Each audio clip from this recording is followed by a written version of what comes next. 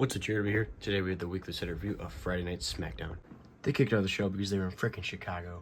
CM Punk came out to address his hometown and talking about how that he's gonna make, he is right now making Drew McIntyre his life a living hell because he's the man that injured him and prayed for him to be injured. So now he's returning the favor and making Drew McIntyre's life a living hell when he was interrupted with, "Ladies and gentlemen, my name is Paul Heyman." Paul Heyman and CM Punk dropping an insane promo.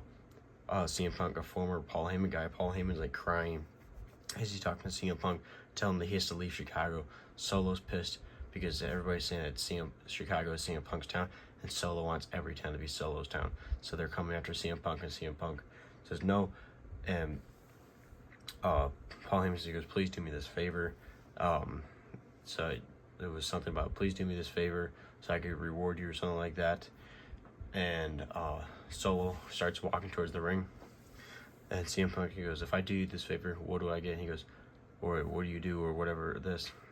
And Paul Heyman goes, "Can I please come with you?" Paul Heyman pretty much saying that he wants to leave Solo Sikoa and Tama Tonga and Tonga Loa. He wants to be with CM Punk again. He doesn't want anything to do with this new bloodline. And Punk, he goes, "Well, I acknowledge that I see a bum-ass two Usos and a fake tribal chief." Not acknowledging Solo Sikoa and Tonga Loa and Tama Tonga charge the ring after CM Punk, when Cody Rhodes out of nowhere comes out with two baseball bats. One throws one to CM Punk and holds onto one as they charge. Solo Sikoa, Tama Tonga, and Tonga Loa and the bloodline scatter, starting out the show with one hell of a start, with Paul Heyman and CM Punk dropping an amazing promo, and then Cody Rhodes and CM Punk standing tall against the bloodline.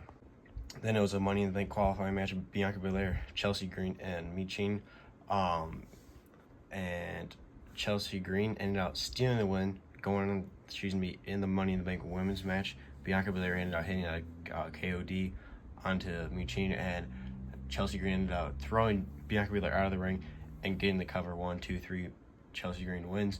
I was so happy. I did not want to see either of the two win. Bianca Belair wins everything. Chelsea Green finally deserves to get a win for something, and hopefully she wins the Money in the Bank, because I feel like she'd be a really good Miss Money in the Bank. I feel like it would be entertaining. Then Randy Orton, Carmelo Hayes, and Tama Tonga was in a Money in the Bank qualifying match. Randy Orton was doing pretty good. Carmelo Hayes was doing pretty good. The Bloodline ended up coming out to the ring, trying to distract Randy Orton, but Randy Orton and Tama Tonga was going to come from behind. He threw Tama Tonga out of the ring, but he was still distracted while Carmelo Hayes rolled up. Randy Orton 1, 2, 3. Carmelo Hayes is going on to the Money in the Bank as one of the members in the Money in the Bank ladder match. Then there was a backstage segment when out of nowhere the garage door was like for outside of the Allstate Arena was banging and banging. They opened the door and there's Drew McIntyre standing over CM Punk. CM Punk covered in blood all over Drew McIntyre's hands and arms. He had beaten the holy hell out of CM Punk. He picks him up on his shoulders, carries him through the arena, out onto the stage, and just drops him. CM Punk there is there just pouring blood all over him, and Drew McIntyre's just standing there with blood on his fist. Proud of what he did. The GM, Nick Aldis, came out and everything, getting Drew McIntyre out of there, pushing him, trying to get him the hell out of there, and they ended up stretching CM Punk and took him away on the ambulance and brought him to a nearby hospital that he's staying in overnight. Drew McIntyre murdered CM Punk. CM Punk was covered in blood. I love that they brought back blood in WWE, and the storyline of Drew McIntyre and CM Punk is amazing. Then it was another Money in the Bank qualifying match. It was not Carmelo Hayes, Grayson Waller, Andrade, and Kevin Owens. This match was really good. They tore the house down. Kevin Owens was about to pick up the victory. He did a swanton off the top rope, was on to Andrade, and Grayson Waller ended up throwing Kevin Owens out of the ring and jumped through the ropes, taking out Kevin Owens, and then he jumps through the ropes into the ring, and Andrade catches him, hitting his crazy finishing DDT thing. 1, 2, 3. Andrade wins. He's going on the Money in the Bank, and he's one of the members with Jey Uso, Carmelo Hayes, and now Andrade. So there's 3 guys we have so far out of the 6 in the Money in the Bank qualifying matches. But this match was really good. And of course, when Kevin Owens was in this match, Tama Tonga and Tonga Loa tried also attacking him. So over the night, Bloodline was slowly attacking Cody Rhodes, Randy Orton, and Kevin Owens. Also at the beginning of the show, Cody Rhodes ended up challenging Solo Sikoa to the main event in a match. Forgot about saying that. So the main event ended up being Cody Rhodes versus Solo Sikoa. Cody Rhodes and Solo Sikoa had a decent match going back and forth and everything, outside of the ring and everything, beating the holy hell out of each other. When out of nowhere, closer to the end of the match, Tama Tonga and Tonga Loa attack Cody Rhodes, turning into a disqualification. They were beating the holy hell out of Cody. When Randy Orton's music hits, here comes Randy Orton and Kevin Owens. It turns into a brawl. Randy Orton RKO's Tonga Loa. Kevin Owens takes out Tama Tonga, and they corner Solo Sikoa in the corner of the ring. All three of them standing. Solo Sikoa begging and pleading, "Do not attack me, please. Don't attack me." Then he starts smiling and laughing, and then they're attacked from behind. Oh my God! Jacob Fatu debuts in WWE. He takes out Kevin Owens. He takes out Cody. He takes out Randy Orton. Randy Orton's outside the ring. He spears Randy Orton through the barricade. Oh my gosh, I was having a brain fart there. And then he takes out Kevin Owens again.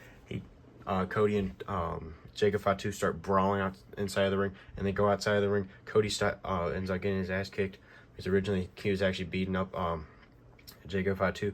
He ends up spiking him, slamming him onto the edge of the ring. He slams him onto the announce table. He gets up on top of the top rope, and there's a crazy flying frog splash onto the announce desk, putting Cody Rhodes through the announce desk, and then standing tall on the ring. Tama Tonga, Tonga Loa, Solo Sikoa, and Jacob Fatu putting the ones up. The new bloodline just added another member of the family, Jacob Fatu. What an insane SmackDown. This show was insane. There was so much stuff, a lot of bloodline storyline stuff with Cody Rhodes, Kevin Owens, Randy Orton, and Solo Sikoa, Tama Tonga, Tonga Loa, and the debut of Jacob Fatu. This show was insane. The Chicago crowd was hot. It was a very, very fun show to watch. And oh my God, Drew McIntyre murdered CM Punk. What a show to watch. This Friday Night SmackDown was amazing. I'm gonna give it a solid. I'm gonna give it an 8 out of 10. It was really good. There was a couple of low spots in some of the matches, but I overall really enjoyed it. This is Jared W. Make sure to like, subscribe, stay tuned for more favorite content. I'll see you guys in the next one.